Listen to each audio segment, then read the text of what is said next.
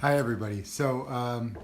It's New Year's Eve, and it's exactly midnight here on the East Coast.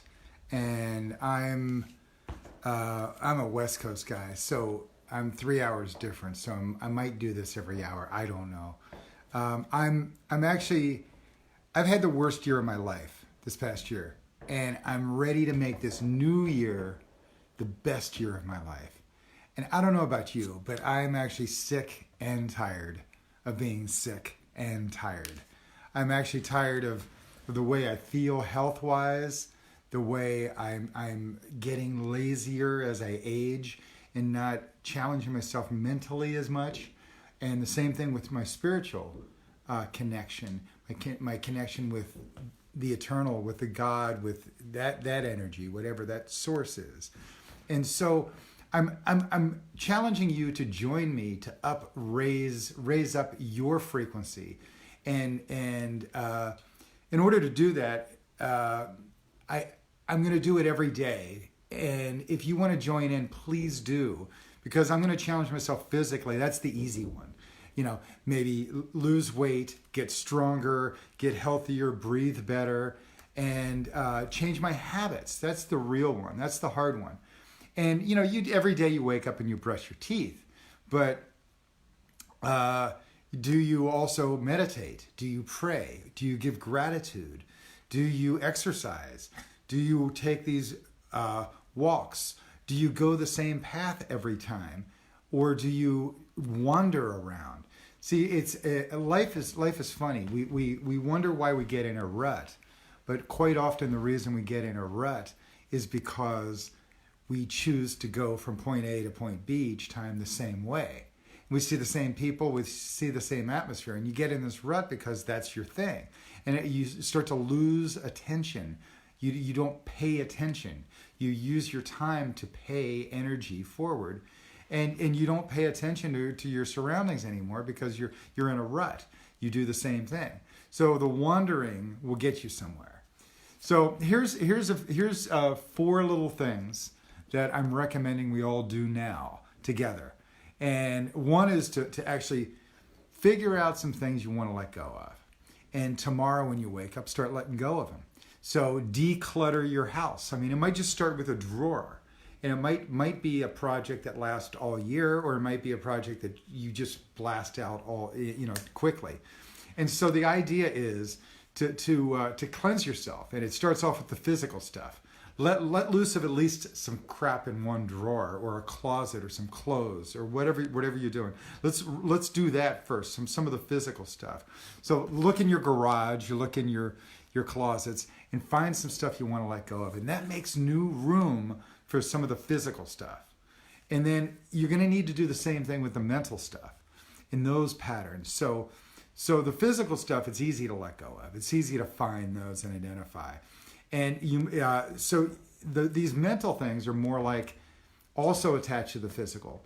That when you change your patterns that you've got going, when you identify some of the mental patterns that you've got going, you can let go of those and improve your physicality. So in the process of changing a pattern physically, so these mental patterns of like I'm fat, I'm lazy, I'm tired, I'm sick all the time, or whatever those things are. When you start to change some of those thinking patterns, you change some of your physical patterns too. So suddenly you can create a new habit out of that. So the trick is to then find out what you want to look like and start to envision that, what new patterns you want.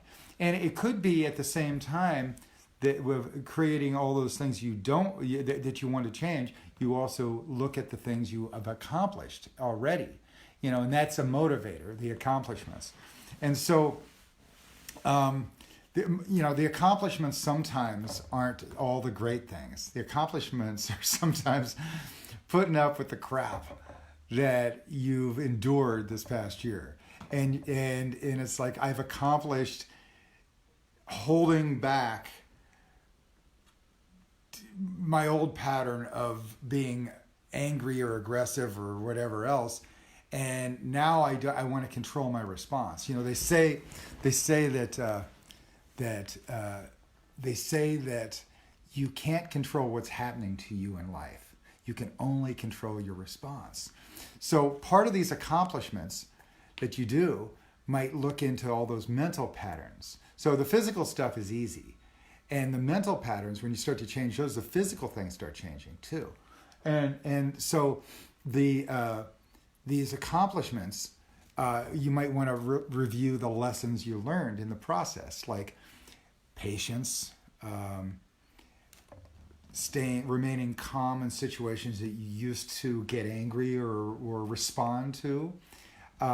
And those are incredible accomplishments. And then so when you're making the goals list, which is next, you can look into what patterns do I want to change? And so if you want to change the world, you got to change yourself. And quite often by looking at these little goals, I mean, we all want to change the world or help other people do these great things, but a lot of the people that are doing those things haven't looked inside first. And when they look inside first, they get to be more powerful at doing the bigger change. So I want to change the world. Yeah, like you do. But I also want to change myself first. And so that's what I'm doing this year. And that's what I'm doing. There was a guy, let me find his name. There was a guy that set this simple little goal for everybody, that the first 12 days of this year, the new year, you treat that like 12 months. And each one of those 12 days, you do another big, great, amazing thing. His name was Olram Mikkel Avenho. And this is like from 1983. And one of his rituals was to look at each day, these first 12 days, as if they were an entire month. And so let's go back over it. Let go of some of the physical stuff. Cleanse yourself, renew, rewire new patterns in the process. So I actually spent the last 2 months digging through all my closets, all my crap, and dumping stuff. I had a huge garage that was just loaded 8 feet tall with crap. And I whittled that down to something about 1/3 the size. And I'm pretty proud of myself because what it was before all that was really a house and a bunch of recording studios full of crap shoved into these different things. And I kept carrying it around with me. Now I'm down to like, a reasonable size thing. And at some point, I might even get rid of that, So the physical stuff, letting go, let go, cleanse. Tomorrow, do it. Start with a drawer. Start with whatever you need to. Get rid of the Tupperware, whatever you want, the plastic crap. All right. So number 2 is to write a list of all your accomplishments, and with that accomplishments, quite often what you're going to get is all the problems you've endured and overcome. So those are the lessons learned. Those are what you're really growing with. And then the third thing will be the goals that you have for this next year. And these can be extraordinary big goals. I challenge you to challenge yourself. Like, let's challenge yourself physically to actually, let's do some push-ups. Let's do some sit-ups every day. And I don't mean like, once every month. I mean every day. So even if like, here I do this goofy thing when I'm watching TV, which I don't watch TV very often, but I'm visiting my family right now. And so here with my family, I watch TV because they do. And when it goes to commercial break, you've got like 3 minutes, 6 30-second little breaks. You have a challenge to actually step up during those little 30-second breaks and challenge yourself physically. Do some push-ups, do some sit-ups, do some jumping jacks, or turn off the sound and drop into meditation for 3 minutes and envision things. So when I do that, I have a little secret that I do. And this is goofy. You're gonna love this. And I hope you do, is I try to smile. Because when I feel good, when I smile and feel beautifully good, happy, then that happiness changes my frequency, my vibration, my breathing. And so when I'm breathing differently and open, unclenching. I'm letting go of all this negativity energy. And so I invite you to smile as you're doing some of these goals. Walking, smiling. Sit-ups, smiling. And meditating, smiling. And that'll change your frequency as you're doing that. It'll make things easier too. Because when you're smiling, it takes less muscles to smile than it does to frown. So the fourth one is really the gratitude. What are you grateful for? So what are we letting go of?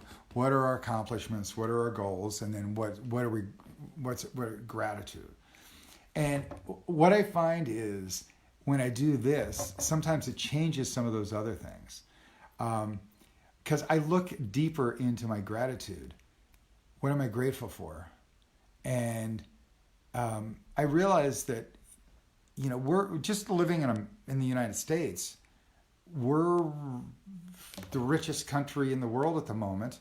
And we are in a place where we have running water.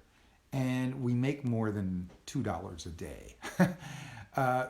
Most of the world doesn't make $2 a day, have running water and so on, and easy source of heat and security and so on. So I'm grateful for some basic things that we take for granted.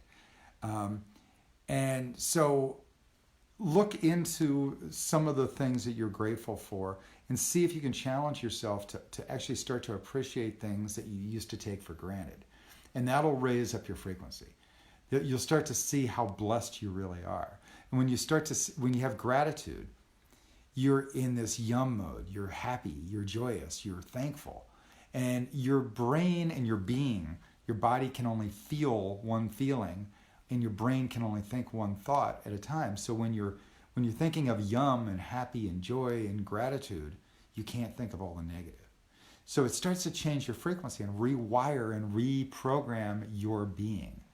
And I'm hoping that if we all make this our habit of this gratitude, of this smiling, of this joy, then that last year of the worst year of your life will convert into the best year of your life just by your attitude, by changing your feeling, by raising your frequency.